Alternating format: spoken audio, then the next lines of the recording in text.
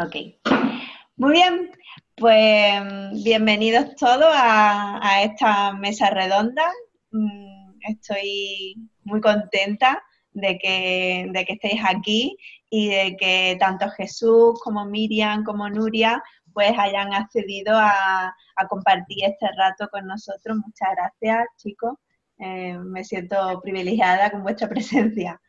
Gracias a ti. Y bueno, a ti por organizarlo, Elena.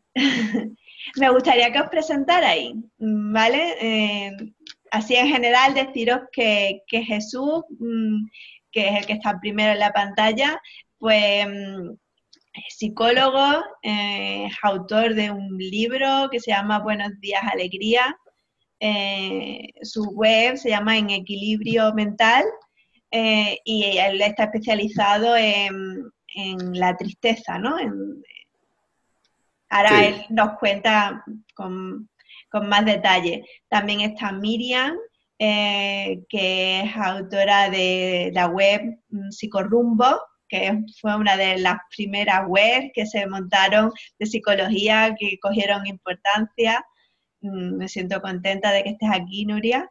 Y Miriam, perdón, y Nuria, perdón, y Nuria, que es otra gran compañera y psicóloga que tuve también el placer de que estuviera conmigo en el congreso y me dejaste cautivada y por eso pues, quiero que estés aquí de nuevo. Y bueno, pues por favor, presentaros y contarnos un poco a qué os estáis dedicando ahora mismo, qué os tiene ahora mismo vuestro interés cautivado. Venga, que empiece el mejor. El chico. Bueno, pues nada, vamos a romper estándares patriarcales. Venga. Pues nada, yo soy Jesús Matos y como decía Elena, pues me dedico a la psicología y ahora mismo pues mis esfuerzos están en sacar adelante un gabinete en Madrid y básicamente es a lo que dedico el tiempo libre y el no libre, a atender a todas aquellas personas, ¿no?, que tienen alguna dificultad emocional. Es cierto que de un tiempo a esta parte pues me he especializado mucho más en tristeza, depresión, pero bueno, casi nunca aparecen solas. La tristeza y la depresión siempre vienen con ansiedad y con ira muchas veces, ¿no? Entonces, pues al final, mi campo no es la gestión de emociones, ¿no? La regulación emocional, la inteligencia emocional y este tipo de asuntos. Genial. Venga, Miriam, sigue tú. Venga, pues sigo yo. Mi nombre es Miriam Martín, soy psicóloga también, estoy especializada en gestión emocional, sobre todo llevo casos de ansiedad, depresión, bastantes rupturas sentimentales, me están llegando ahora. Paso consulta presencial en Madrid, tengo un despacho alquilado en el centro, pero la gran parte de la actividad lo hago online, bien a través de Skype o bien a través de Zoom, como estamos haciendo ahora esta charla. También tengo algunos cursos online. Tengo uno sobre mindfulness y otro sobre cómo aumentar la autoestima. Y actualmente estoy centrada, ¿no?, en la creación de una plataforma de membresía. Es decir, una plataforma en la que iré subiendo continuamente material sobre gestión emocional, crecimiento, autoestima, para poder hacer un seguimiento más continuo en aquellas personas que no quieran una consulta, ¿no?, que no tengan un problema clínico como tal, sino que quieran estar continuamente pues, aprendiendo estrategias de gestión emocional y embarcados en este apasionante viaje del crecimiento personal. Y eso es todo. Interesante, solamente para el desarrollo personal es la membresía, ¿no? Efectivamente. ¿Y tú, Nuria? Pues yo soy Nuria Jorba y bueno, estoy a nivel de consulta presencial, sobre todo hago temas aparte de, bueno, yo empecé con la neuropsicología y a partir de ahí, cuando tratas casos que el paciente ha tenido un ictus y intentas que mejoren y tal, pues están las familias, ¿no?, a su lado y a partir de ahí pues me fui especializando en trabajar para mejorar a nivel emocionalmente, para ayudar emocionalmente a esos cuidadores. Y sobre todo esto es lo que estoy haciendo ahora mismo y no sé, ya está, ¿qué más queréis saber? Bien está para empezar.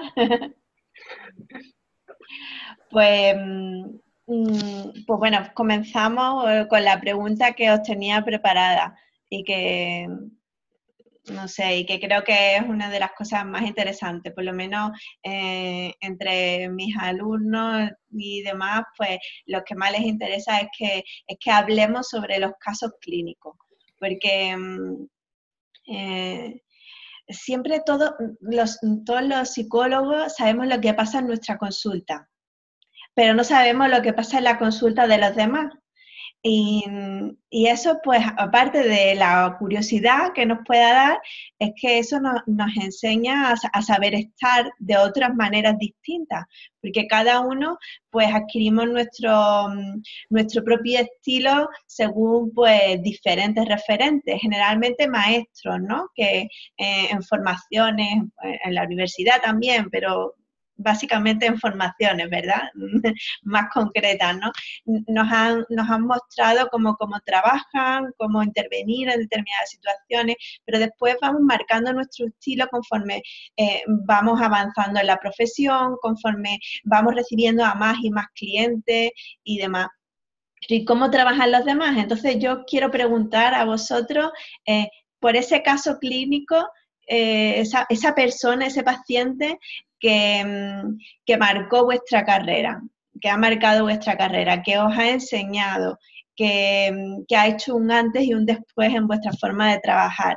Entonces, me gustaría que nos contarais un poquito, pues, cómo era el caso, qué pasó, qué no pasó, y así que empezamos ahora al revés, ¿os parece? ¿Empiezas, Nuria? ¡Hala! Bueno, pues mira, ahora, mira que hace 10. No quiero presionar, esto como en el cole. Ya. No, ahora pensaba, mira que hace días que sé la pregunta, pero no sé la respuesta, o sea, no tengo preparada la respuesta. Porque, claro, depende, ¿no? A mí hay bastantes casos que me han marcado, cada uno por una cosa distinta, ¿no? Porque, pues por ejemplo, en mi caso no es lo mismo. A mí me marcó mucho mi primer paciente, por ejemplo, pero no creo que sea lo que quieres escuchar. Pero me marcó y seguramente... También, porque un primer paciente siempre marca. Yo me acuerdo perfectamente del primero. ¿Verdad? Sí, y me traumatizó un poco y todo, ¿no? Pero ahora, cuando veo a la familia por la calle y tal, pienso, bueno, no lo hiciste tan mal, ¿no? Seguramente si lo hiciera ahora, pues lo haría distinto, pero bueno, lo veo y digo, bueno, puedo saludarla, no pasa nada.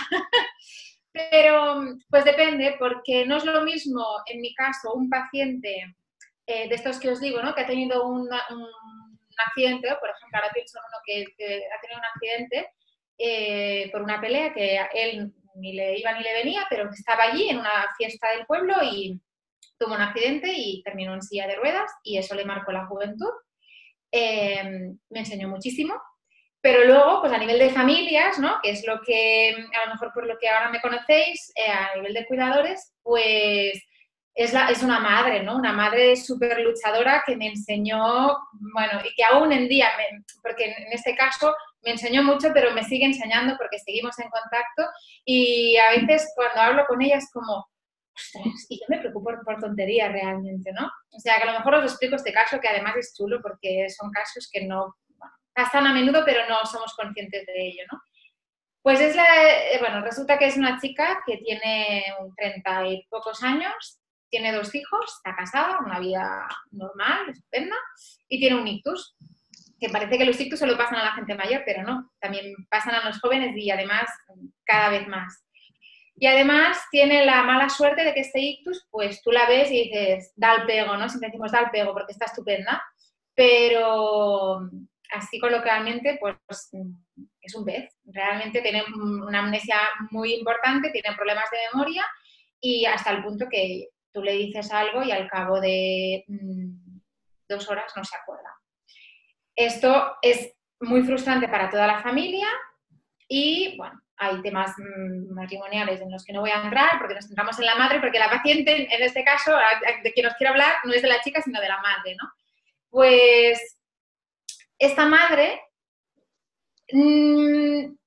Me ha enseñado a mí, pero ha enseñado sobre todo también a los otros profesionales y a los otros pacientes, porque muchas veces en los cuidadores trabajamos en grupo, ¿no? A nivel de grupos de apoyo mutuo, porque les va muy bien ver que no son los únicos que están pasando por esta situación. Y es una madre que su capacidad o sea, su creatividad, su capacidad de entender lo que yo le explico, y no solo lo entiende, sino que le da 1000 vueltas y al día siguiente te vuelve, mira, que es que le he puesto le vamos a llamar Verónica, pues le he puesto a Verónica antes de salir a la calle, porque siempre salía sin el bolso, ¿no? Pues en la puerta un cartel que pone, Verónica coge el bolso con el móvil, no sé qué, no sé cuántos, ¿no? Y todo lo que yo le digo, ella lo multiplica por 4. Y es esa capacidad de superación.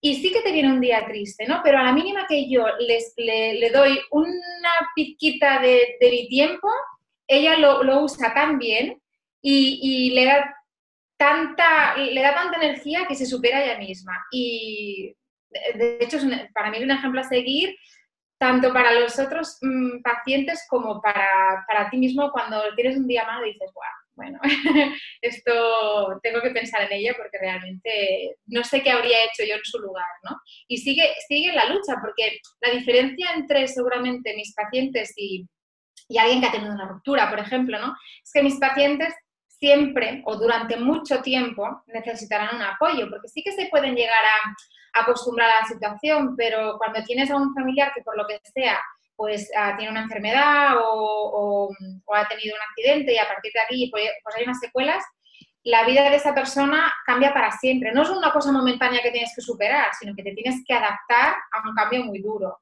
Y por eso yo normalmente a mis pacientes pues es probable que los siga viendo, ¿no? Porque sí que les das el alta, pero acostumbran a volver, aunque sea pues para hacer un poco de seguimiento. Entonces, esta paciente te marca por su propia forma de ser, ¿no? Es como una paciente a nivel emocional curada ya. Bueno, tiene sus heridas, pero es por su capacidad, supongo que es la resiliencia, ¿no? La capacidad yo creo que ella misma incluso se sorprendió de ser capaz de afrontar todo lo que le estaba viniendo. Uh-huh. Y me marca por eso, porque es incluso cuando llora, porque evidentemente llora, si no mal iríamos, ¿no? Pero incluso cuando llora y cuando se hunde, es capaz de sacarle la parte buena. Y a veces ya le digo, no sé para qué vienes a verme. Y dice, no, es que tú me las has enseñado, ¿no? Y es que es gracias a ti que tengo estas herramientas y ahora ya pues las uso, pero me va bien de vez en cuando volverte a ver para saber que voy por buen camino, ¿no?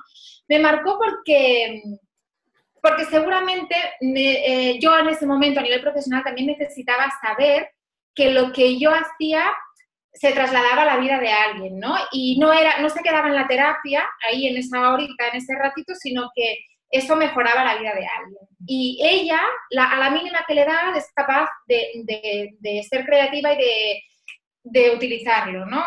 Muchas veces lo que pasa en terapia es que pues la gente viene muy bien predispuesta, pero luego el trabajo que haces ahí a lo mejor se te queda un poco ahí, ¿no? Se queda limitado, pero ella no, ella es capaz de ponerlo en práctica, pero multiplicado por mucho.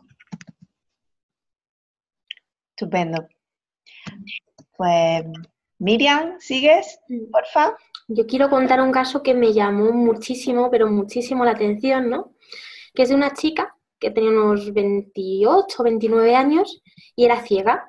El problema no tenía nada que ver con la ceguera, no era un tema de ansiedad, un tema que estaba teniendo con su pareja, pero esta chica casualmente cada año estaba recuperando un 5% de visión y no se sabía debido a qué, ¿no? Era algo que los médicos no sabían explicar. Y me llamó muchísimo la atención que en un momento me dijo que para ella eso estaba suponiendo un gran problema, porque ella no quería volver a ver, ¿no? Imagínate mi cara en ese momento, de cómo puede haber una persona que no quiera volver a ver. Y me ayudó mucho porque al principio no entendía de qué me estaba hablando ni qué estaba ocurriendo, pero luego sí que fui capaz de ponerme en su lugar. Era una persona que llevaba toda la vida sin ver, que había ido a un colegio de ciegos, que sabía leer en braille, que tenía una pareja ciega, que todos sus amigos eran ciegos, ¿no? Y de repente el hecho de empezar a volver a ver le estaba generando muchísima ansiedad porque tenía que aprender de nuevo a relacionarse con el mundo y a interpretar de otra forma todo lo que le rodeaba.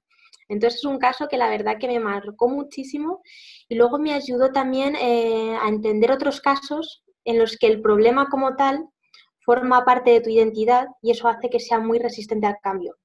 Por ejemplo, gente que lleva con depresión 20 años, ¿no?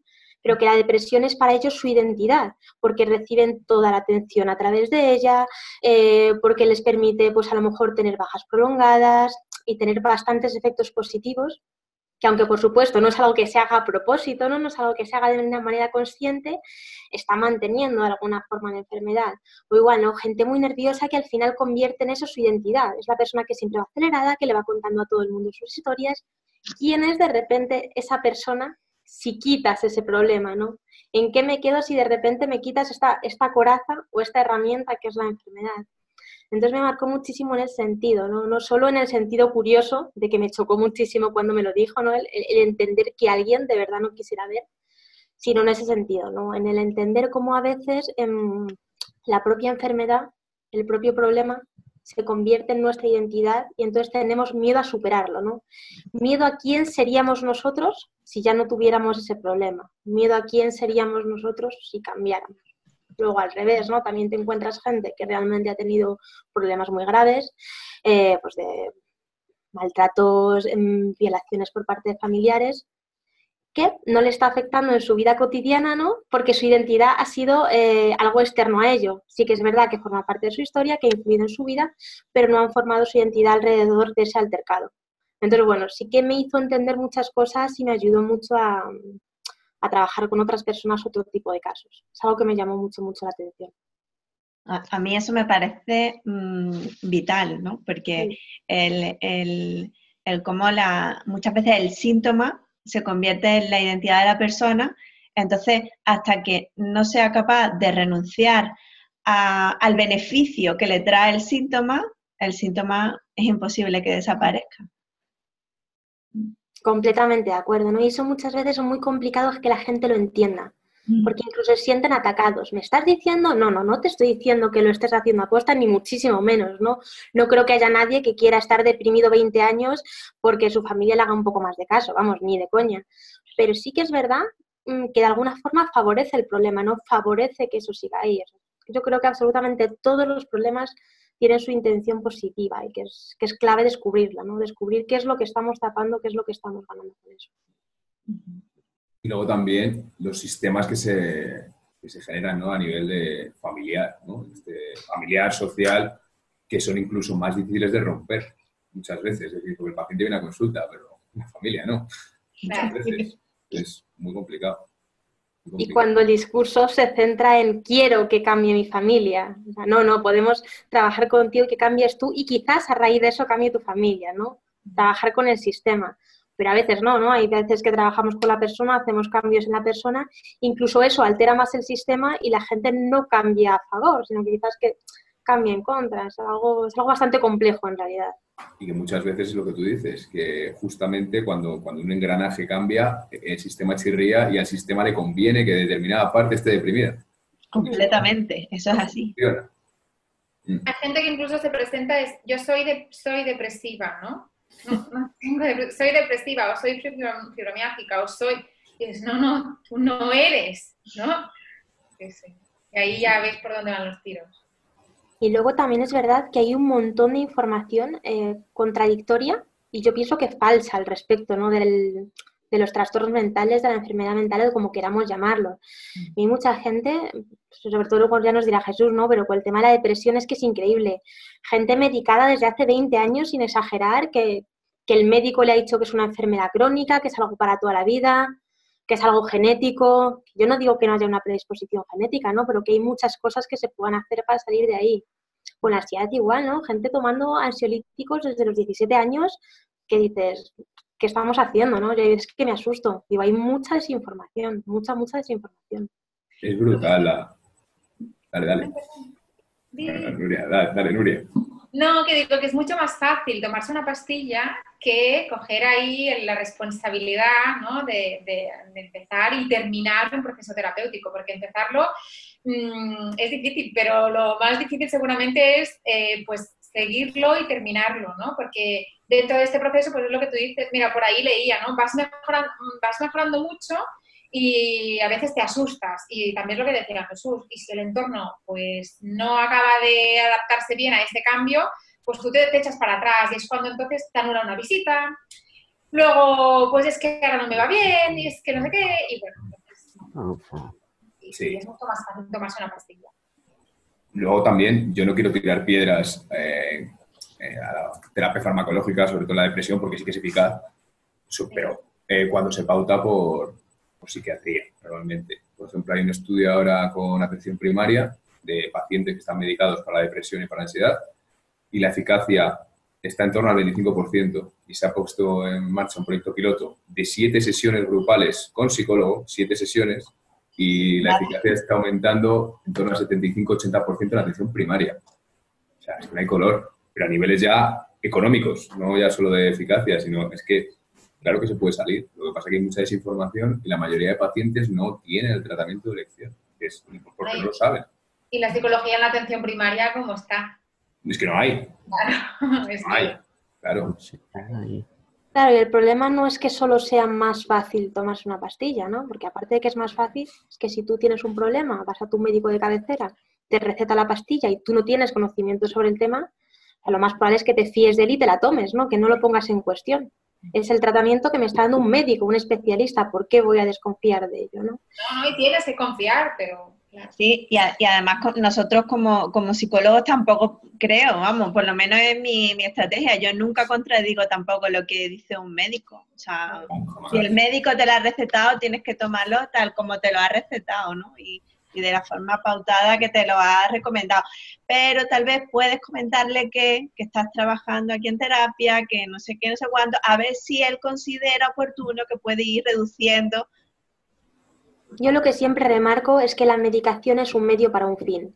Y es verdad que bien utilizada, ¿no? Y en momentos puntuales puede dar buenos resultados, se pueden obtener beneficios de ella. O sea, no es cuestión de decir no hay que tomar nunca medicación, no hay casos en los que sí es recomendable tomar medicación, pero bien pautada y siempre como medio para un fin, ¿no? Que el fin no sea estar toda la vida medicado para camuflar los síntomas y no enterarme de lo que me está pasando, ¿no? Que la medicación sea un apoyo, una ayuda mientras yo aprendo otras estrategias para salir de donde estoy. Y yo eso sí que se lo comento a las personas con las que trabajo. Y que muchas veces, hablando en plata y siendo un poco bruto, muchas veces nos medicamos para no ser conscientes de la vida de mierda que llevamos. O sea, es que es una medicalización de la vida absolutamente normal. Es decir, si yo estoy 12 horas en el trabajo, después cuando llego a casa tengo que hacer 17 quehaceres y me quedan 4 horas para dormir, pues no es que esté deprimido, es que obviamente ¿cómo no voy a tener estrés? Es lógico. El estrés natural de la vida. Claro, es que es lógico. Claro. Bueno, Jesús, retomamos para poder continuar, que si no se nos alarga. Cuéntanos ese caso clínico que te marcó.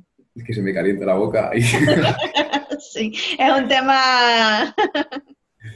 Pues a mí, en realidad, yo creo que esta profesión tenemos una gran suerte de poder como espiar, ¿no? Diferentes vidas y creo que, a lo mejor de todos no, pero la gran mayoría sí que aprendes muchas cosas. Y te sirve también mucho para valorar realmente relativizar los problemas, ¿no? Y la suerte que tenemos muchas veces. Pero a mí el caso a nivel profesional que me acuerdo que me marcó muchísimo fue pues cuando estaba yo empezando. Yo creo que a todos nos han marcado este tipo de casos, ¿no? Al principio. Y fue cuando de verdad vi una depresión que no en el libro, sino delante de mí, que venía con, pues eso, con antidepresivos, ISRS, ¿no? Inhibido de la reacción de serotonina por la mañana, 3 benzodiazepinas y por la noche mirtazapina, creo que era. O sea, una depresión grave. Y de allí, con 23 o 22 añitos, diciendo, esto me viene grande por todos lados, ¿no? Es decir, ¿por qué no estudio veterinaria? Ese tipo de dudas, ¿no? Es decir, y realmente, cuando dices, bueno, vale, a ver, protocolo, a ver qué hay que hacer aquí, ¿no? Empiezas a seguir las pautas y de repente ves el paciente va mejorando, más en alguien con una situación vital muy complicada porque se acaba de divorciar, le han quitado la custodia a los hijos, lleva 2 años sin ver a sus hijos, o sea, con denuncias judiciales. Un caso que no lo querría yo ahora. Pero, y realmente, el ver cómo esa persona, que a priori te asusta, ¿no? Decir, ostras, esto es una depresión grave y no sé si yo tengo los recursos como para poder ayudar. Y ves que realmente mejora y que llega un día y te agradece lo que estás haciendo por él. Y tú no sabes muy bien qué has hecho, nada más que seguir el libro, ¿no? De decir, ¿yo qué tengo que hacer esto? Un poco de broma, ¿no? Pero al final, el ver que la psicología funcionaba, ¿no? Que no era algo que no es magia, ni historias de estas, ni es ir a contar las penas al camarero del bar, ni estas cosas, ¿no? Sino el ver con tus propios ojos lo que habías leído. A mí ese fue el caso que dijo, ostras, esto que hacemos es muy potente y de verdad funciona. Y la gente no lo sabe ahí fuera. Ese fue un poco el primer caso. Me acuerdo con él con mucho cariño, la verdad. Sí, ese momento en el que descubres, lo mismo que decías tú, Nuria, ¿no? Que lo que estás haciendo realmente sirve, no solamente en la consulta, sino que realmente cambia la vida de esa persona, ¿no? Es que al final la implicación es brutal, ¿no? Es decir, nosotros al final convivimos con ello todos los días y no nos damos mucha cuenta, pero realmente estás ayudando muchísimo. Y creo que lo bueno es que no le echemos mucha cuenta, porque si no, nuestro ego crece y conforme crece nuestro ego, baja nuestra efectividad en consulta, seguro. Absolutamente de acuerdo, 100% de acuerdo. Yo un día pensaba, ay, no hago ningún voluntariado, no sé, tengo alguna amiga que hace de voluntaria, no sé qué, no, y pensaba, no hago ningún voluntariado, no sé qué, es que no ayudo. Y un día me dijo un amigo, ¿tú eres tonto o qué te pasa? Y digo, no, porque dice, es que ya haces suficiente. Y yo, no es verdad, porque yo tengo esa sensación, ¿no? Pero luego dices, bueno, si tengo que ayudar, o sea, si tengo que hacer un voluntariado será con animales. No por nada, porque todo el día ayudando, yo no me lo tomo como ayudar, ¿no? Porque para mí es eso, yo no pienso en que estoy ayudando, yo estoy haciendo mi trabajo y lo hago con ganas y bueno, no sé, lo siento así, no sé, es como que me sale, ¿no? Pero sin decirme a mí misma, ¡ay, cómo lo has ayudado, qué bien lo has hecho! No, pues bueno, pues es lo que tengo que hacer, ¿no? Pero a veces cuando paras a pensar te dices, pues eso, yo es que no ayudo. Y digo, bueno, sí que ayudo. Y también tienes a veces que separarte un poco de ayudar a las personas y eso, pues si quieres ayudar más, vete a una perrera. Pero que también va bien separarte un poco de tanto ayudar a las personas o dar de ti a las personas, porque no te das cuenta y dando, al final también bueno, tú necesitas tu propio espacio, ¿no? Y ayudarte a ti mismo. Y eso creo que a veces, bueno, en la psicología es complicado encontrar el equilibrio. De acuerdo. Voy a leer lo que dicen los compañeros por aquí por el chat. Piedad dice que también tuvo un paciente que empezó a mejorar muchísimo y me dijo que tenía que parar la terapia porque si no, la seguridad social no le iba a seguir dando la manutención económica. Está claro, el beneficio es evidente.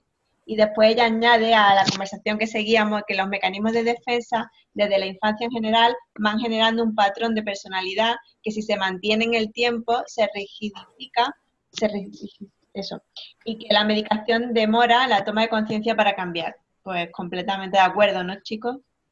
Sí. Montserrat pues comentaba que, dice, siempre le digo a mis pacientes que se requiere de valor para asistir a terapia, pero aún más para quedarse. Sí, es así, pero aparte, no sé si a ustedes os pasa, pero cuando yo comencé a trabajar y durante un tiempo, a mí los pacientes se me marchaban antes de terminar sus procesos. Se me iban a la sesión 5, a la sesión 10, a la sesión, ¿no? Sin terminar el proceso. Y conforme he ido ganando en seguridad, he ido ganando en eficacia, he ido ganando en... veo que mis pacientes consiguen terminar sus procesos. Entonces, ¿hasta qué punto es un tema de los pacientes o la gente que no quiere, que se acomoda, que no quiere terminar su proceso, y hasta qué punto es culpa, entenderme, entre comillas, porque no es culpa, porque no es algo deliberado, pero sí de que no terminamos de manejar los recursos adecuados para poder lograr captar la motivación y la atención de esa persona durante todo el recorrido. Totalmente de acuerdo. O sea, yo creo que al final las habilidades del terapeuta, ¿no? Que es lo que supone todo esto, hombre, mal sería si no mejorase con el tiempo, ¿no? Y yo creo que muchas de las claves es ser capaces de enganchar al paciente y de que entienda que de verdad esto va a valer para algo, ¿no? Y también a mí lo que me pasaba al principio, recuerdo que a lo mejor era yo misma que no sabía cerrar el proceso, ¿no?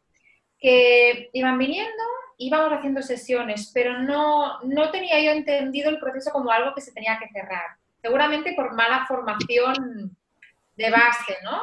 Que luego al ir formándote con más cursos y más cosas vas entendiendo de qué va el asunto. Pero al principio, claro, tú sales de la carrera, si tienes suerte has hecho un máster, que tampoco te va a servir de mucho, pero lo tienes ahí, y... Uy, bueno, lo que me he ido, que estaba hablando, no sé, da igual. Me he perdido porque con esto que me ha salido en la pantalla me he perdido. Sí, perdón, es que se escucha el micro de alguien, estoy intentando buscarlo. Sí. Ya. Bueno, no sé, da igual, ya no sé qué está diciendo, pero eso. Era sobre la capacidad de cerrar procesos. Sí, eso. Pensabas que no había que cerrarlos, ¿no? Y yo al principio no es que ni me planteaba que un proceso terapéutico se cerrara, no sé, era algo que tenía mal, pues eso, ¿no? Que no me habían enseñado, que al salir de la carrera a mí nadie me dijo, bueno, es que nadie me dijo tantas cosas, pero pues vale, salí, hice un máster tal, pero me faltaba eso, ¿no? Y al final, pues cuando entendí que sí, que los procesos se cierran, y seguramente también me pasó porque yo había ido a terapia y conmigo tampoco cerraron bien el proceso y a lo mejor ahí yo aprendí algo mal, ¿no? Pero luego lo supe reconducir y ahora, pues bueno, siempre te puede pasar que un paciente pues va espaciando las sesiones y al final pues tienes que hablarlo y decir, bueno, ¿qué pasa, no? Pero pues si no, yo ahora he aprendido que los procesos se cierran, pero creo que cuando empiezas es algo que estaría bien que alguien te dijera, o al menos en mi época eso no sé.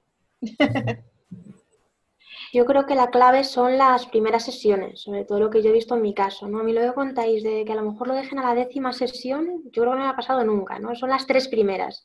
Si llega a las 3 primeras, hombre, alguna vez, ¿no? Sí que hay alguno que se ha ido, pero lo más normal es que si pasa las 3 primeras, finalice el proceso. Más que nada porque yo creo que son las más importantes, ¿no? Donde ves si hay afinidad con el terapeuta, si te sientes comprendido, si ves que es una persona que entiende lo que te está pasando y que puede ayudarte a encontrar la solución. Si pasas las 2, 3 primeras sesiones, yo creo que el resto del trabajo es mucho más fácil, ¿no? Porque tienes lo más importante, que es que la persona ya confía en ti y va a seguir tus pautas. Si sigue tus pautas va a empezar a mejorar, ¿no? Entonces va a tener más motivación. Entonces yo creo que esa es la clave. Totalmente de acuerdo con Miriam. Y en referencia a lo de cerrar procesos, yo creo que hay una clave que es el enmarcar, el marco de la terapia.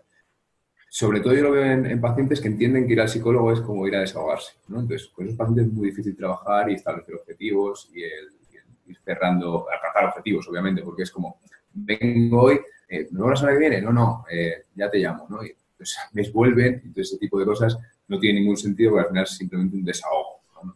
No estás trabajando por objetivos, es muy difícil cerrar.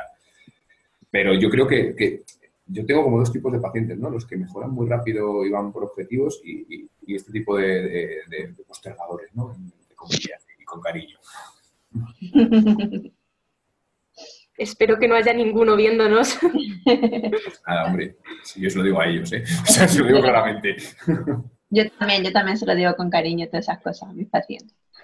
Javier aquí comenta su situación personal, bueno, no como su problema con su problema en su psicólogo y demás, ahí no vamos a entrar, Javier, porque esto no es un foro donde vayamos a responder a posibles pacientes, ¿vale? Esto es un foro de profesionales que estamos viendo pues nuestras estrategias y nuestros temas.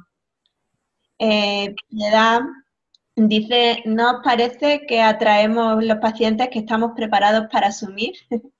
Pues mira, yo creo que en parte sí, ¿no? Yo tenía una compañera que decía, cuando yo estoy mal, no sé, por cualquier motivo, mi agenda baja el número de pacientes.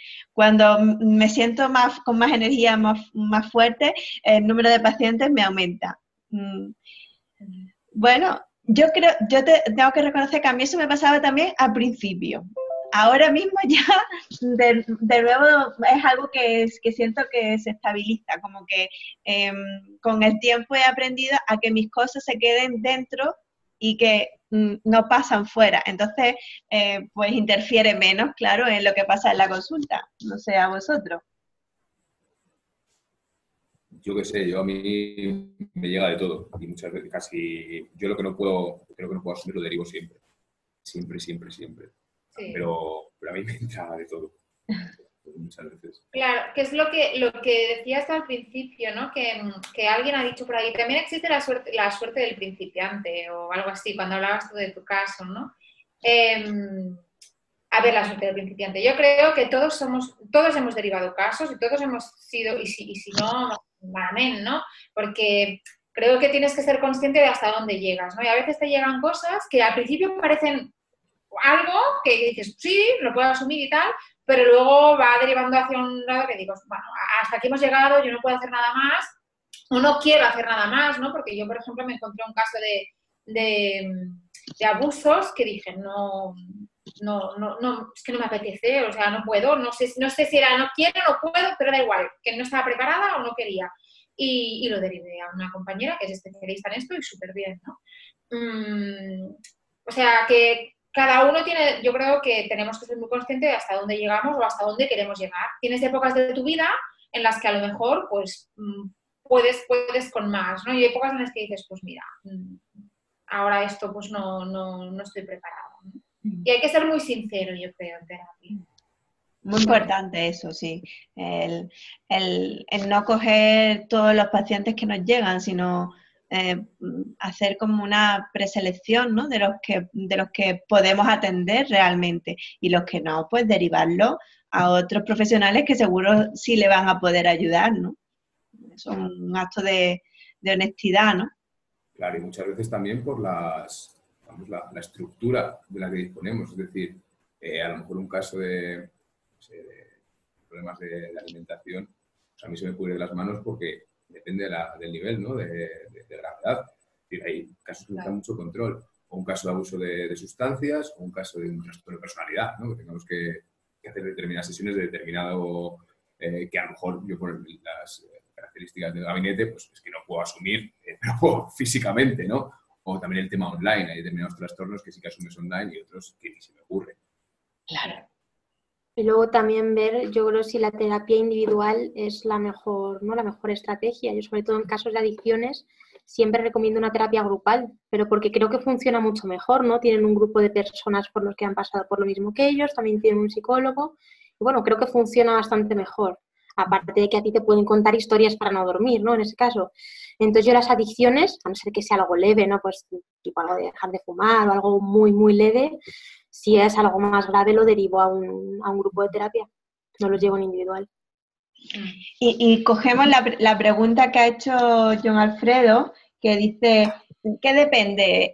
¿Del terapeuta o del método terapéutico? Es decir, ¿depende de la persona del terapeuta o depende el éxito, imagino que quiere decir, o si es una terapia cognitiva o hipnosis, poner, etcétera, ¿no? Y eso lo cogemos para pasar al siguiente tema, ¿no? Como ese tipo de paciente que nos llega, que estábamos hablando, ¿no? Con su forma de defenderse, ¿no? Que, no sé, voy a ser a lo mejor no políticamente correcto y me perdonáis, ¿vale? Pero es que no sé decirlo de otra manera. La típica mujer así de 50 y tantos años, ¿no? Que ya los hijos ya casi criados, casi yéndose y demás, ¿no? Y llega, estoy muy deprimida, estoy muy mal, ¿no? Como mi vida deja de tener sentido y conforme comienzas un poquito a escarbar, sale una rabia que tiene esa mujer con que le hayan quitado su vida, con que le hayan quitado, la hayan sometido, ¿no? Eh, o al revés, ¿no? Esos hombres que llegan, que parece que van a matar a alguien en un momento determinado y a poco que rascas un poquito se ponen a llorar con una pena profunda, ¿no? Entonces, ¿cómo cogéis cómo pasáis de la emoción sustituta o falsa a la emoción verdadera o real? Y un poco también puede ser, contestando lo que John hablaba, ¿no? Depende del terapeuta, de la característica del terapeuta, o depende de una técnica determinada que usáis, que nos encantará que escucharosla. A ver, yo creo que... Uy, me sale una pantalla que pone Lorena, no sé si la veis vosotros también. Sí. Vale. Quiero decir, yo creo que la base del terapeuta es que tengas afinidad con él, no que sea una persona con la que te sientas comprendido. Yo, por ejemplo, veo a un terapeuta y es alguien muy seco que me está llamando de usted, no me va a generar afinidad, pero por mi forma de ser, ¿no? Quizás con otra persona, a lo mejor más mayor y con esas características culturales, encaja mucho mejor que una chica joven, ¿no? Yo creo que eso es lo importante del terapeuta. Luego, la modalidad terapéutica, ¿no? Yo siempre creo que es importante que esté fundamentada, sobre todo, que haya unos estudios, una base científica que la valen, porque es verdad que hay muchos tipos de terapias que se están haciendo, que se siguen haciendo y que se hacen cada vez más, que no tienen ningún tipo de fundamento. Entonces yo lo que siempre recomiendo es cuando alguien vaya a hacer algún tipo de terapia, que se informe de que esa terapia está fundamentada en algún tipo de estudios, ¿no? Porque si no puede tener también efectos negativos para ti, para la persona que está yendo. Hay una persona que pone por aquí, siempre se empieza con base la terapia cognitiva conductual, porque hasta hoy, por la información que yo tengo, es la que más evidencias ha demostrado, por lo menos en trastornos de gestión emocional, ¿no? Que son los que yo llevo, que ha sido la más eficaz. Hay un montón de estudios que demuestran que tiene una eficacia de un 70-80%, incluso mayor que la medicación en algunos tipos de casos, ¿no? Sobre todo ansiedad, depresión. Y ¿qué más nos habías preguntado? Ya se me ha ido, Elena. Sobre lo de la primera sesión. de ¿no? las diferentes capas hasta llegar a la esencia de la persona, ¿no? A lo que realmente... Yo lo que haría en esa primera sesión es dejar a la mujer llorando, ¿no? Que llorara y que se expresara. Luego, al final, a base que va cogiendo confianza y se va sintiendo que no está siendo juzgada por ti, poco a poco se van quitando esas capas, ¿no? Sino también a base de preguntas. Siempre hay un proceso previo de evaluación, que una de las funciones, ¿no? También es ver cuál es la verdadera cuestión, ¿no? Si esa mujer te viene llorando porque sus hijos han ido de casa, no creo que ese sea el motivo de consulta. Una vez que ya ha llorado lo que ha querido en la primera consulta, ¿no? Que ya no se siente juzgada, que se siente arropada, ya ir preguntando y a base de preguntas ir desenmascarando, ¿no? Qué es lo que realmente está ocurriendo.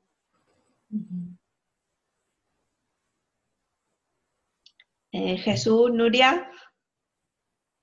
Sí, yo creo que, bueno, es irle, o sea, hacerle consciente, ¿no? De lo que tú seguramente ya sabes y ella sabe pero no quiere saber. O sí que quiere saber porque por eso está en consulta, pero que tampoco no le vas el primer día ya a darle hachazo porque a lo mejor no vuelve. Claro. Hay gente que necesita, que viene a reafirmar, o sea, hay gente que está preparada, ¿no? Para que el primer día ya entres, pero hay gente que, la mayoría no, ¿no? Pues eso, necesitas establecer esta relación y luego poco a poco, pues ya no es tanto decírselo, sino como hacérselo ver, es lo que dice Miriam, ¿no? A través de ciertas preguntas, a través de ciertas cosas, pues que sea ella misma o él mismo el que se dé cuenta de decir, sí, pues en realidad a lo mejor no es que esté triste, es que estoy enfadada, ¿no? Y a partir de ahí, esa rabia que muchas veces es lo que, cuando leí la pregunta sí que pensé, realmente lo que acostumbra a pasar, que no en todos los casos, pero normalmente es que la mujer es la que viene, que parece que esté triste, pero en realidad está enfadada, y el hombre está enfadado, pero en realidad está triste, ¿no? Bueno, también es un tema cultural y que estamos, bueno, un tema de siempre, ¿no? Que nos han educado así, ¿no? Los hombres no lloran. Jesús, te escuchamos. ¿Me escucháis?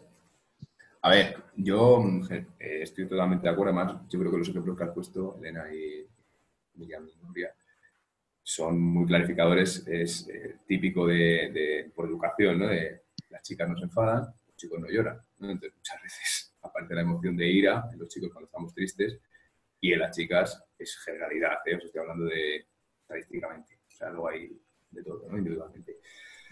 Yo básicamente lo que hago con este tipo de cosas es, primero, enseñarle las funciones de las emociones. Es decir, cada emoción básica tiene una función asociada, una función adaptativa, es decir, que nos ayuda a sobrevivir y a estar mejor adaptados. Por ejemplo, la tristeza siempre surge de una pérdida, ¿no? Y lo que hace es, pretende conservar energía y suscitar empatía en los demás, ¿vale? Entonces, siempre hay una emoción primaria, por así decirlo, que suele aparecer cuando, ante el primer estímulo, es decir, yo que se me ha atropellado un coche, pues tengo miedo, ¿vale?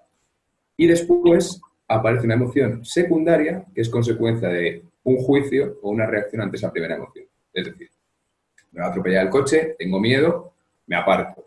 Y una reacción emocional del miedo, por ejemplo, es que aumentan los latidos de la tasa cardíaca. Y piensa el paciente, me va a dar un infarto, ¿vale? Esa segunda emoción de miedo ya no es adaptativa, es decir, ya no me está ayudando a irme del coche.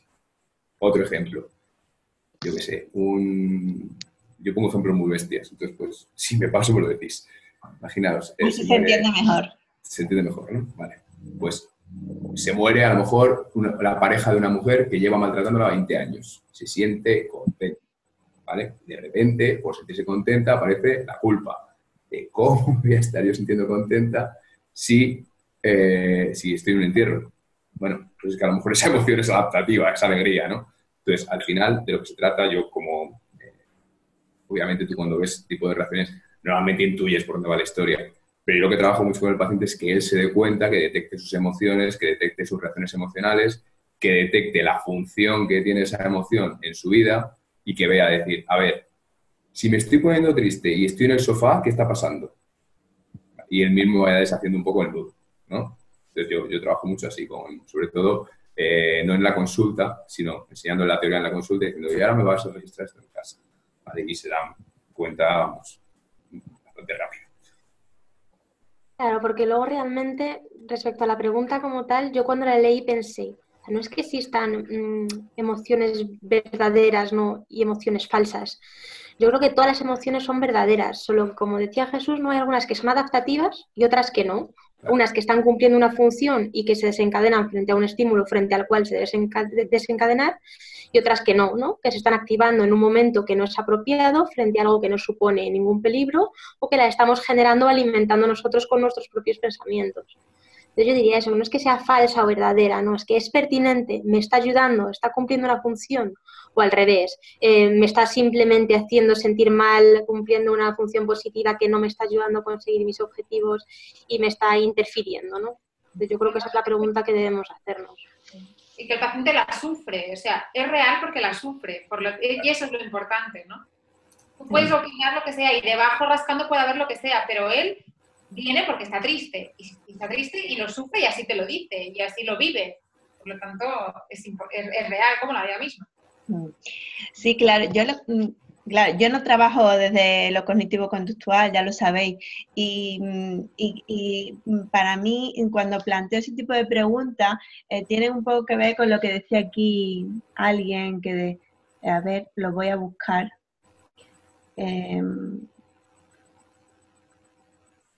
Dice John, creo que los consultantes buscan ese sentirse bien, pero al buscar ir más profundo, cuando llega la confrontación con el psicólogo, pues ya no les gustan. Entonces, como que buscan el efecto placebo.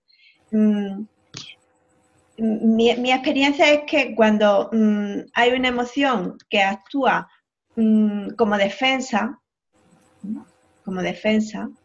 es decir, que deja a la persona inmovilizada, esa emoción, por más que la persona la exprese y la siga expresando, eso no sirve para nada. no es adaptativo, como decíais. Entonces, pero a la señora esta que llega llorando, no le puedes decir, no estás triste, porque como dice Nuria, esa mujer se siente triste. Entonces, ¿quién eres tú para decirme que no estoy triste, no? No es posible, ¿no?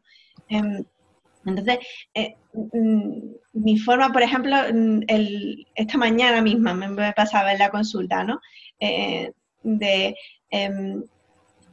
Era una chica de 20 largos años, 26, 27 años, que venía, bueno, su demanda era, quiero saber qué me pasa y qué decisión tomar en mi vida. No sabe si separarse o no separarse, ¿vale? Y bueno, y esta chica llora, y no termina nunca de llorar. Se puede llevar la hora entera llorando y no tiene ningún problema, ¿no? Entonces la puse delante del espejo. Yo en mi consulta tengo un espejo. La puse delante del espejo y entonces se veía como sus ojos, ¿no? Expresaban pues mucha pena. Además estaban pues llorando y pues, así caídos, muchísima pena. Pero su boca estaba así. Entonces, a ver, mírate, a ver, tápate, así que no se vean los ojos, ¿no? Pon solamente un poquito para ver tu boca, ¿no? ¿Qué te dice tu boca, no? Entonces, esa es la forma en la que yo uso para que la persona tome conciencia de por ejemplo, en esta mujer, de su rabia, ¿no? Entonces, sí, cuando consigue decir rabia, que hago lo posible para que sea el propio paciente el que reconozca la otra emoción que está, cuando consigue expresar, a ver, ¿y ahora qué pasaría si en vez de llorar pudieras expresar esa otra emoción? ¿Qué pasaría, no? Y, no sé, mi experiencia es que es como algo revelador para el paciente. No sé, ¿qué opináis? Sí, totalmente. O sea, yo creo que al final no hay ninguna emoción pura. Es decir, cuando sentimos tristeza, también tiene un componente de un puntito de miedo, un puntito de ira, normalmente casi siempre, ¿no? No hay una emoción como tal, es decir, porque nuestros pensamientos al final modulan la emoción de estas cosas. Pero yo creo que es muy buena estrategia. Al final, las emociones tienen una expresión facial asociada, ¿no? Y que tomen conciencia de ello, de cómo se están expresando, y decir, ostras, igual esto no es solo tristeza, ¿no? Yo en mi caso es mucho más de etiquetar las cosas, ¿no? Decir, vale, ¿cómo te sientes? A mí no me cuesta casi nada que me digan, y también estoy enfadada. A lo mejor no tiene esa conciencia de que la emoción madre, por llamarla de alguna manera, o lo que pega en esas situaciones es el enfado. Pero suelen reconocer y poco a poco, cuando van regulando la emoción, se suele quedar la emoción que manda, normalmente. ¿Sabes? Y ahí es cuando se nota el cambio, ¿no? Normalmente cuando gestionas la emoción que pega ahí. Entonces, ¿cuál es vuestra mejor herramienta o vuestra mejor estrategia? Porque imagino que no es solamente hacer esto en un momento concreto, ¿no? Sino una suma de cosas, un estilo, una forma de trabajar, ¿no? ¿Cuál es la forma que más resultados os da a vosotros? Os lo pido a vosotros tres y al resto, por favor, también irlo comentando, que ahora lo vamos leyendo. Yo creo que la base es hacer una buena evaluación del problema, ¿no? Aparte de lo que hemos dicho, de empatizar con la persona, de crear una relación de base a partir de la cual se puede establecer una terapia, es hacer una buena evaluación para entender qué es lo que está pasando, de dónde viene y sobre todo por qué se está manteniendo, ¿no? Una vez que tú sabes eso y se lo transmites al paciente, y eso que es simplemente una estrategia de evaluación, ya muchas veces hace un efecto muy positivo en la persona, ¿no? Sobre todo este tipo de gente del que hemos hablado que lleva muchísimo tiempo con un problema y nadie le ha explicado lo que le pasa, ¿no? Como, llevo 10 años con ansiedad y es que no sé qué me pasa, no entiendo por qué. Si de repente alguien explica por qué, lo ve escrito sobre papel y está de acuerdo con ello, ya es sumamente revelador y aparte es una motivación muy fuerte a partir de la cual empezar a trabajar, ¿no? No estoy haciendo estrategias porque sí, estoy haciendo estrategias en base a un análisis que me están explicando cómo van a funcionar y por qué. Yo creo que es muy importante que el paciente en todo momento sepa lo que estamos haciendo. Es decir, que la terapia tenga un hilo conductor. Que no sea hoy llegamos y vamos a hablar de lo que te ha pasado la semana. También, ¿no? Es una parte. Los primeros minutos, cuéntame cómo estás, qué ha pasado la semana, pero sobre todo que vayamos hacia un objetivo y que la persona vaya viendo cómo se va recorriendo el camino hacia ese objetivo. Aunque a veces haya recaídas, ¿no? Aunque a veces volvamos hacia atrás, pero que todo tenga un hilo conductor y que la persona entienda muy bien cuál es su problema, qué le está pasando y cuál es la manera de solucionarlo, ¿no? Aunque a veces no le salga bien, aunque a veces le cueste, aunque a veces pierda la motivación, ¿no? Pero que entienda cuál es la dirección. Yo creo que esa es la clave. Amén. Completamente de acuerdo, sí. Y además el hecho de ir recordando el objetivo, o sea, lo que le trajo a la consulta periódicamente es como, esto es lo que te trajo, aquí estás y para allá vamos, ¿no? Además, a mí me gusta mucho hacer registros, ¿no? Pedir a la persona que registren incluso los estados de ánimo. Porque mucha gente a la 12ª sesión o a la 10ª sesión tiene un pequeño pico y te dice, no, es que ya estoy como al principio, no he avanzado nada. Y tienes que decir, no, a ver, espérate, no. Vamos a coger los registros de la primera sesión y vamos a ver todo lo que has avanzado. Es verdad que has tenido un pequeño pico, vamos a ver cómo salir de él, pero no es cierto que no hayas avanzado nada. Y sobre todo a nivel de pensamientos. Todos, ¿no? Yo la primera me incluyo. Pensamos muy mal, pensamos de una manera que no es realista y que nos hace mucho daño. Yo siempre digo, si oyéramos a otra persona decirle a un tercero lo que nos decimos a nosotros mismos, nos asustaríamos, ¿no? Es que a veces nos decimos, pero verdaderas barbaridades. Sí, sí. Entonces, bueno. Esa típica persona que está llorando en consulta y de repente se ríe. Es como, yo muchas veces los paro y le digo, por favor, ¿tú te reirías de alguien que está llorando a tu vera? Entonces, ¿por qué te ríes de ti mismo? Total. Claro. Son intentos de bloquear o no asumir la emoción, ¿no? Sí. Y sobre todo es que no somos conscientes.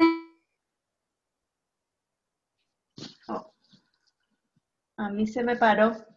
En el espejo, cualquier tipo de estrategia, ¿no? Que saque todo eso, es que no somos conscientes. Y si no somos conscientes de algo, es imposible cambiarlo. Y porque nos juzgamos tanto, ¿no? Somos los peores jueces. O sea, es que, vamos, tenemos el látigo ahí, ¿no? Y uno mismo, desde eso lo que dices, ¿no? Si tú lo vieras desde fuera dirías, pero por favor, pero... sí. Yo bueno, a nivel de herramientas que usamos y tal, evidentemente, una buena evaluación, por eso también creo que la experiencia da el hecho de que tengas más ojo clínico y hace que esta primera fase pues encarrile mejor todo el proceso. Pero yo pensaba en dar bueno, creo que a medida que te vas formando, pues utilizas unas herramientas u otras, ¿no? Y también depende del paciente que tengas delante, claro. De si les dan, si entenderán, por ejemplo, hay pacientes que lo de los registros, por mucho que se lo digas, no lo van a hacer o no sean constantes, depende, ¿no? Pero cuando leí esta pregunta de Elena, sí, ahí sí que pensé. Y pensé que, bueno, en dos cosas que yo estoy utilizando últimamente y que me gusta, porque yo empecé siendo muy cuadrada y muy cognitivo-conductual y poco a poco, pues como todo, vas evolucionando, ¿no? Y ahora me gustan mucho los cuentos en terapia, me gusta muchísimo, ¿no? Y además, bueno, pues eso, es una herramienta que es muy versátil y que siempre me da muy buenos resultados y que muchas veces, pues, por ejemplo, por lo que decíamos antes, de hacerles consciente de cosas que saben, pero que aún no le han puesto palabras, ¿no? Como lo que decías de la tristeza y la rabia, pues siempre, bueno, el tema de los cuentos me va muy bien. Y en el mismo sentido, también utilizo unas cartas que se llaman O, que, mira, lo aprendí en un curso de, bueno, cosas que hice, que son unas cartas que se llaman O porque cuando se las das a la persona tienen unos dibujos y unas palabras y la gente cuando las ve dice ¡oh! Y se llaman así, ¿no?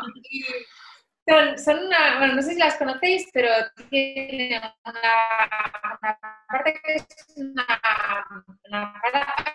como dos barajas, justamente porque las tengo en el despacho, pero no es el problema.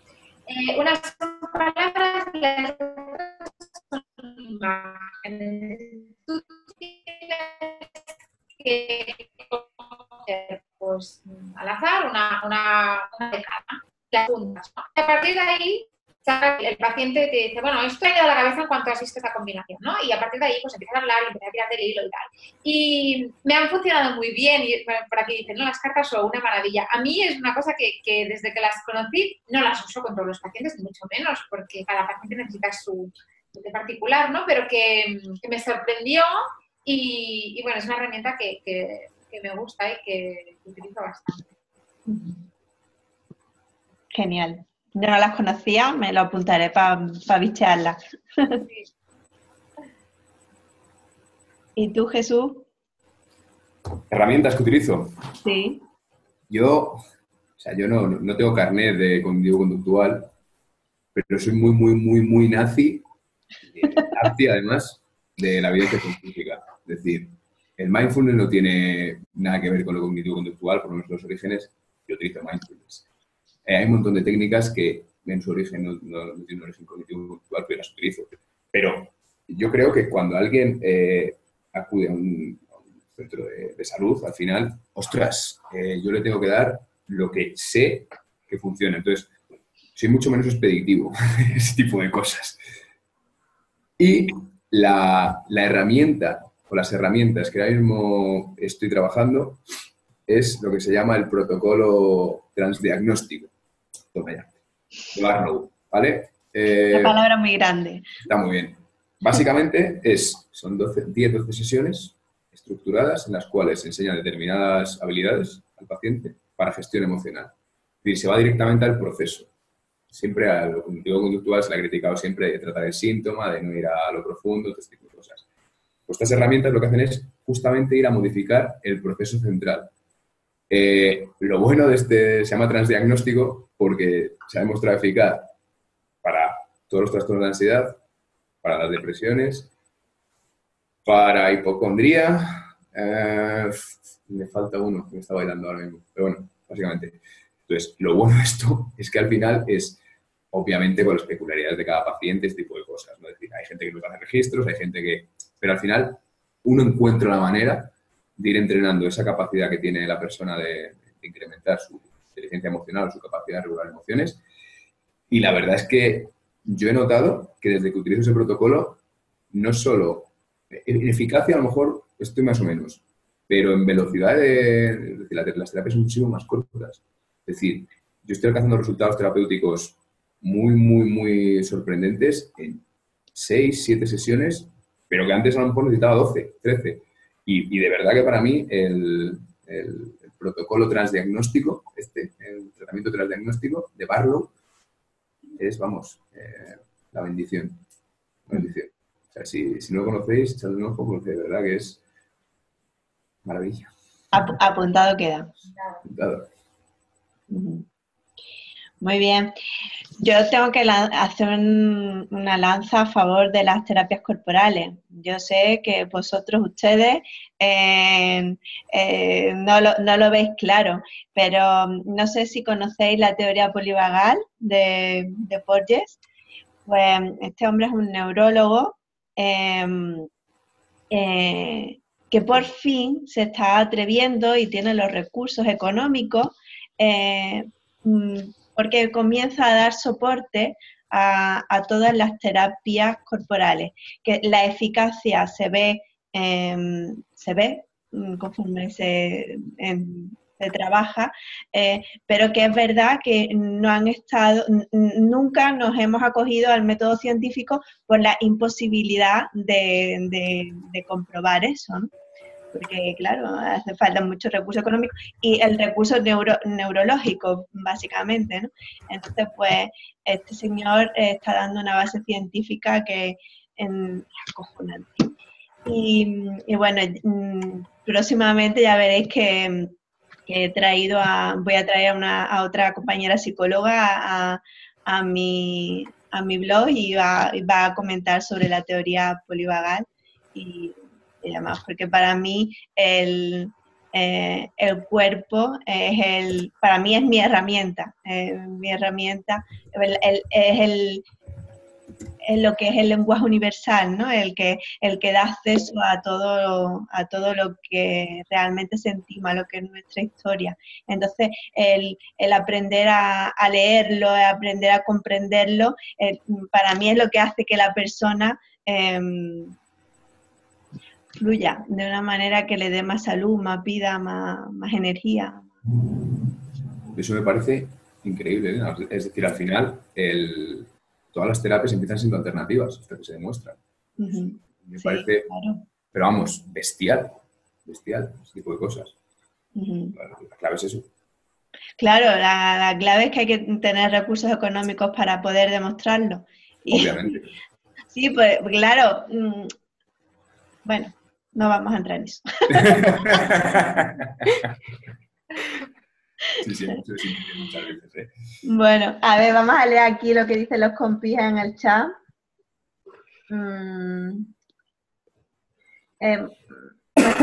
Isabel preguntaba qué duración tiene una terapia y si es normal tener vergüenza. ¿Qué le contesta? Venga. ¿Cuál era la pregunta? Si es normal aquí, que ¿cuánto dura una terapia y que si es normal tener vergüenza? O sea, que nuestros pacientes tengan vergüenza. ¿Que los pacientes tengan vergüenza? Sí, entiendo que sí, claro, o no va a ser los terapeutas. Contesto yo, para mí pacientes con vergüenza siempre hay mucho. La vergüenza es una de las emociones básicas que sirven para protegernos. Bajo mi entender, corregirme si me equivoco, ¿no? La vergüenza es el miedo a ser evaluado negativamente, eso es la vergüenza. Entonces, cuando un paciente llega a nuestra consulta y se nos abre allí en canal con todas sus problemáticas, pues que sienta vergüenza es una emoción pues normal, habitual, como que, claro, hasta que no coge la confianza, la seguridad suficiente en el terapeuta, pues que sienta vergüenza es algo habitual. ¿Y cuánto tiempo dura la terapia? Pues depende de la estrategia terapéutica, sin lugar a dudas. Porque para mí, como decía Jesús, 10 sesiones se me quedan en empezar solamente. Y depende del paciente también. Depende del paciente. Y la patología. Claro. Y de cuánto se resista, ¿no? Yo siempre a mis pacientes siempre les digo lo mismo cuando me pregunten ¿cuánto dura? Pues mira, si por mí fuera duraría poco, en unos 6 meses estaría solucionado porque yo me pongo a trabajar, pero el problema es que no vas a poder seguir mi ritmo, es lo que yo siempre les digo. ¿Por qué? Pues porque tú llevas toda tu vida siendo de una determinada manera y ahora el comenzar algo nuevo, pues siempre vamos a poner rechazo, ¿no? Vamos a poner parapetos, ¿no? El refrán ese, ¿no? De más vale lo malo conocido que lo bueno por conocer. Nuestro refranero siempre tiene respuesta para todo. Montserrat, sí, yo creo que nunca puedes decir a priori lo que va a durar una terapia, ¿no? No. Yo nunca lo digo que depende mucho pues de la evolución del paciente, de cómo se vayan siguiendo las tareas, a lo mejor puede dar una media, ¿no? Pues para este tipo de problemas suelen ser de 3 meses, pero que puede ser de 6 como puede ser de 2, ¿no? Yo nunca me mojo ahí. Lo que sí, cuando alguien te dice, no, es que llevo 3 años yendo al psicólogo, ya ahí lo primero que le digo, pues a lo mejor te tienes que cambiar de psicólogo, ¿no? Dentro de un tiempo prudencial, quiero decir, no va a ser normalmente ni 1 mes ni 3 años, ¿no? Pero bueno, efectivamente, depende mucho del enfoque terapéutico, de la persona, del tiempo que lleva con la problemática, es que hay un montón de factores que están influenciando ahí. Sí. Yo normalmente 6 meses lo pongo en nómina de la empresa al paciente, vamos. ¿Qué? No. ¿Qué has dicho? No, o sea no, que lo pongo en nómina aquí ya. No te he escuchado. Que lo pongo en nómina. No, pero sí, es una broma, absolutamente. Hay casos mucho más graves que uno está incluso años. A veces. Y lo que tú dices, Elena, yo en eso estoy muy de acuerdo contigo, depende de el caso que me hagas, te digo yo. Claro. Sí, sí, sí. Sí, porque rellenar los registros, eso no sé cuántos pacientes lo hacen, porque yo he empezado con eso por un tema que estoy intentando también sistematizar y la gente se le olvida, ¿eh? Con mucha frecuencia lo de rellenar los registros. ¿Sabes en qué he notado yo esa implicación? Depende de lo que cobres, muchas veces. También. Fíjate. Es decir, yo me acuerdo, Sí. yo cuando trabajaba con Adeslas, que era pasar una tarjeta, no me rellenaba el registro ni Dios. Es verdad. Es decir, parece una tontería y una obviedad, pero la implicación de un paciente que está dispuesto a pagar, a venir a tu consulta, es mucho mayor. Claro, sin lugar a dudas. Claro. Claro, digo como de coña, porque es verdad, joder. No, es en verdad. serio, ¿no? ¿eh? No se puede trabajar gratis, no se puede trabajar Es gratis. triste, pero es así. Sí, sí. Así estamos hechos las personas. Sí, sí, es esa implicación, esa parte de responsabilidad, ¿no? A mí me pasa porque hay una parte que yo trabajo en la sanidad pública y bueno, no puedes comparar, evidentemente. Claro. Como de implicación de las... Hay de todo, ¿eh? Como en todas partes, tampoco no puedes generalizar, pero sí.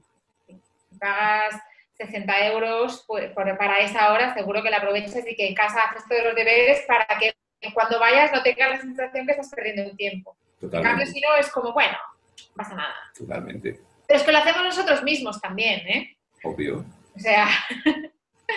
sí, sí. Muy bien, pues aquí os han preguntado por cómo conseguir las cartas y demás, y ya le habéis contestado, así que gracias. Aquí más comentarios. Ismael dice que el cuerpo tiene memoria y ahí se registra la herida. Yo estoy 100% de acuerdo con eso.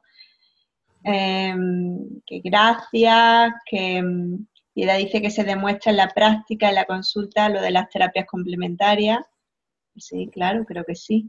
Pero es verdad que a la hora de en un foro poder explicar es fundamental, ¿no? Yo a mis compañeros propiamente de analistas bioenergéticos siempre les digo lo mismo. Sí, está muy bien, pero hay que tener palabras para explicarlo. Como no tengas palabras para explicarlo, eso no sirve para nada. Eso es una mierda. Hay que tener palabras y sin llegar a, bueno, es mi modo de entender, ¿no? Si a lo mejor sin llegar a ser, aplicar completamente lo que es el método científico por las imposibilidades de que somos personas y que son difíciles de medir de determinadas variables, pero sin lugar a dudas debemos aspirar, tender hacia el método científico, porque si no, pues no, Sí, no nos podemos llamar sanitarios. al final yo creo que hace 50 años también era muy difícil, ¿no? A lo mejor medir la eficacia de una terapia como se mide ahora. Y yo creo que la tecnología está avanzando para que todo este tipo de cosas estén, y además están empezando a medir. O sea, que está fenomenal. Uh-huh. Nos enriquece. Muy bien, pues, ¿cómo concluimos esto? Unas palabritas para cerrar que resuman vuestra motivación, vuestro sentir en este rato de charla.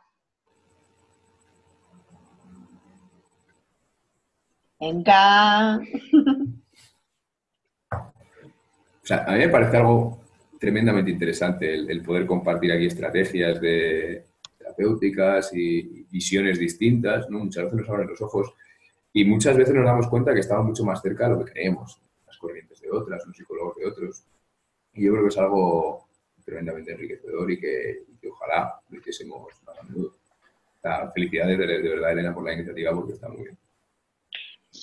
Mi intención es hacerlo, aunque voy a ir cambiando de profesiones. Hoy somos psicólogos todos, la próxima serán expertos en marketing, la próxima expertos en redes sociales y después volveremos otra vez psicólogos. Así vamos rotando y aprendiendo de todo un poco para conseguir que cuanto más gente mejor podamos vivir de nuestras consultas y bueno, pues ayudar a muchísima gente, lógicamente. A mí me ha gustado mucho la iniciativa también, ¿no? Me he sentido muy cómoda y creo que todos tenemos mucho que aportarnos entre nosotros, ¿no? Da igual que sean corrientes similares, diferentes, yo creo que todos podemos aprender de todos, ¿no? Pues del caso que has tenido tú, del caso que he tenido el otro, de una dificultad que me he encontrado. Así siempre me encantan los círculos, ¿no? de poquitas personas, bien sea a nivel personal, ¿no? Desde con pacientes, ¿no? Hacer terapias en grupo pequeño, hasta incluso con amigas, ¿no? Quedar en grupos pequeños, porque creo que se comunica mucho mejor, ¿no? Y que siempre puedes aprender del que tengas al lado, ¿no? Si tienes la mente abierta y no estás desde el nivel de la crítica, sino desde el nivel de coger lo que el otro te puede aportar. Yo creo que siempre se aprende y me parece una iniciativa muy interesante. Así que gracias por contar con nosotros. Nuria, ¿cierras tú? Sí, venga, cierro. Yo un poco creo que nos has dejado como ser un poco voyeurs, ¿no? Y mirar un poquito, yo siempre pienso, ay, me encantaría, a veces eso, conoces a algún profesional y me encantaría poder ver por un agujerito cómo hace su sesión, ¿no? Para aprender y chafardear a ver con qué me puedo quedar. Y un poco esta sesión ha sido esto, ¿no? Pues a conocer distintos puntos de vista, pero que te enriquece, ¿no? Compartir con los demás profesionales. Me parece una iniciativa súper buena y que además si la sigues haciendo, pues estaré aquí de oyente, encantada de la vida. Qué bien. Gracias por estar conmigo.